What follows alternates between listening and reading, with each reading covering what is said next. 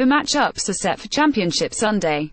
The Jacksonville Jaguars and Minnesota Vikings, riding emotional highs from the divisional round, will travel to face the top seeds in the AFC New England Patriots and NFC Philadelphia Eagles, respectively.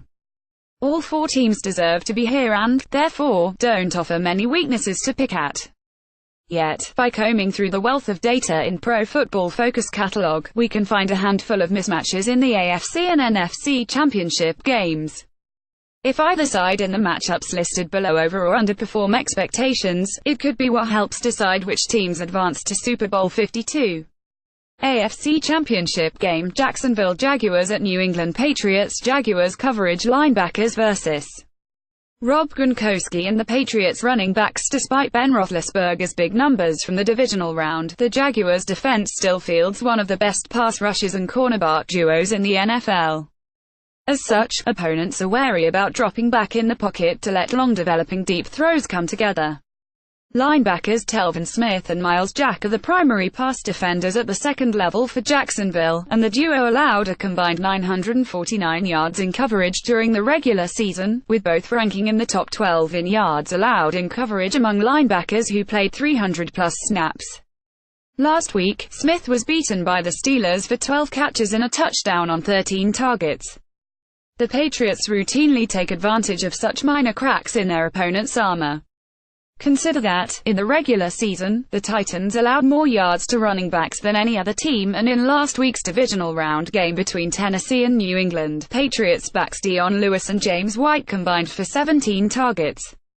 Having the linebackers hold up in coverage and eliminating the quick passing game will be key for Jacksonville. Tom Brady has thrown 7 of his 8 picks on plays where he holds the ball for 2.6 seconds or longer. Patriots pass rush vs. Blake Bortles. Like most NFL quarterbacks, Bortles' efficiency drops when the pass rush bears down. During the regular season, Bortles maintained a 94.3 passer rating when kept clean, but that mark cratered to 64.5 when he was under pressure, with just 5.5 yards per attempt. Bortles found success against the Steelers last week in part due to their defense's inability to put heat on the quarterback. He was only under pressure on 7 of his 28 dropbacks.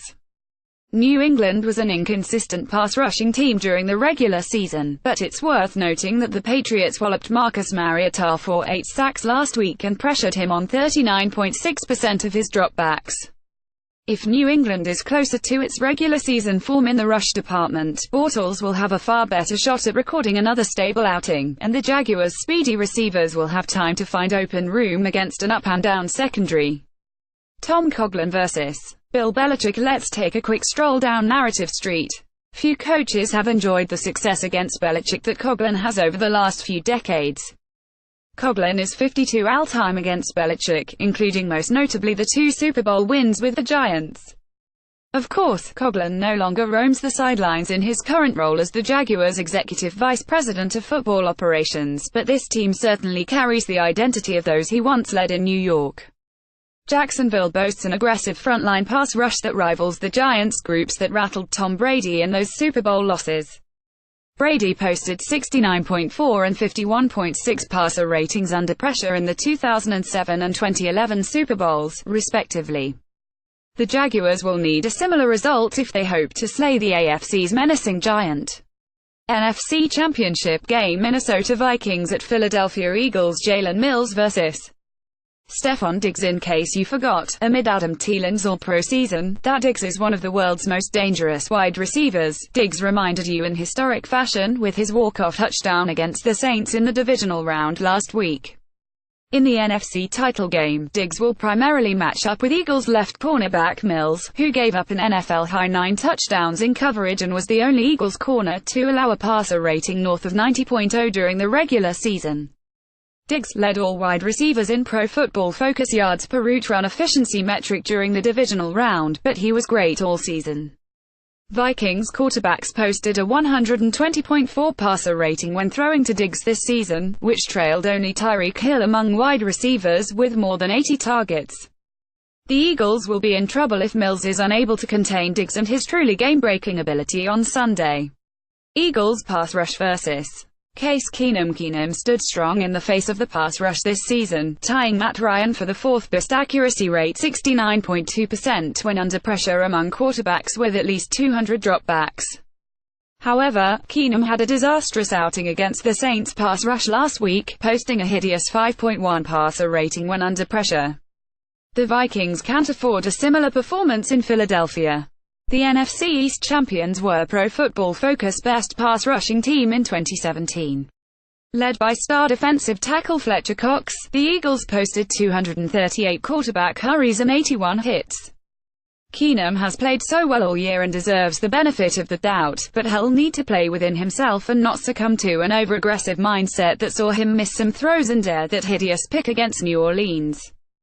His adjusted completion percentage, for PFF, fell from 76.5% during the regular season to 67.6% in the divisional round.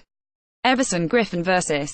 Halapoulivaati Vitae. It's remarkable that the loss of Jason Peters in Week 7 has yet to truly cost the Eagles in a big spot, considering what a difference-maker the left tackle has been throughout his career. Especially in the run game, the offensive line in Philadelphia has remained a strength, thanks to the efforts of several surrounding high-level players. However, if ever there was a game for Vitae, who replaced Peters, to be exposed, it would be in Sunday's showdown with the Vikings. In the regular season, Vitae tied for the second most sacks, 9, and hits, 10 allowed among offensive tackles. The shaky tackle will find himself in the crosshairs of Griffin, who rushes from the defensive right side over 91% of the time. At one point in the season, Griffin looked like a possible Defensive Player of the Year candidate, and he ranked inside the top 10 among 43 defensive ends in total pressures, 61 in the regular season. Follow Matt Harmon on Twitter at MattHarmon. BYB.